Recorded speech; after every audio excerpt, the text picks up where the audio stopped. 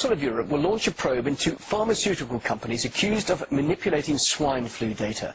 This follows a claim by a renowned German scientist that vaccine manufacturers pressured the World Health Organization into declaring a swine flu pandemic, seeking to increase profits. RT's Laura Emmett has more. It was supposed to be a deadly pandemic, but it's so far nothing more than a serious cold.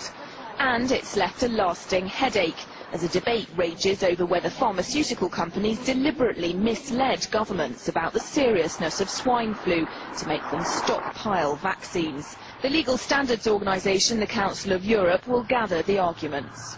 Britain has spent a fortune on preparations. We've caused a great deal of stress to the population. People are very anxious about it.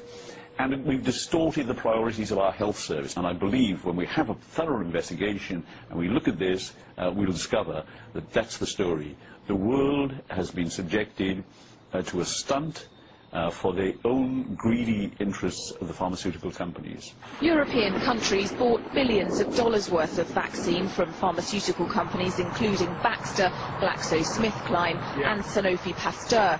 Some of the contracts included a clause where governments could get out of buying the drugs if they were no longer needed, but some, notably ones with GlaxoSmithKline, did not.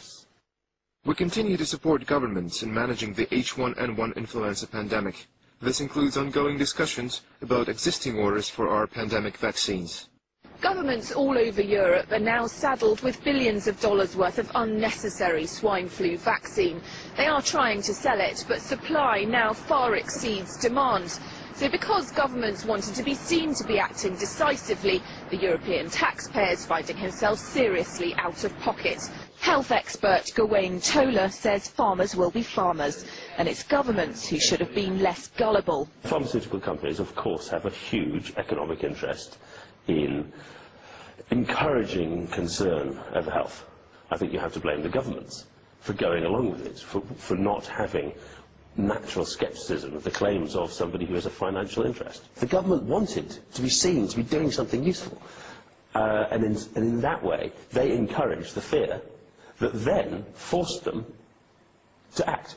At the height of the pandemic, it was predicted that around 65,000 people in Britain would die. So far, there have been only 360. Critics of the World Health Organization, which dubbed swine flu a pandemic, said it was clear from early on that the illness wouldn't be as serious as first thought. Also, it was initially believed that 2 vaccinations would be needed to protect against the virus. Later, it was found that 1 was enough. Now European governments are coming under fire for wasting billions of dollars on vaccines that would never be used. This does seem to have been a massive waste of money. Of course, it's the responsibility of the government to look out for these kind of crises as they're approaching. Of course, actually around the world countries were ordering vaccines and so on, but no one seems to have gone over the top as much as Britain has. Yet again, Britain has led the world really in wasting taxpayers' money on a threat that either hasn't materialised or has turned out to be very different to the way it was anticipated. Germany, France and the UK say they want to sell off their stockpile of vaccines. While there are countries willing to buy, the passing of the global threat and millions of doses flooding the market means prices for the vaccine will plummet.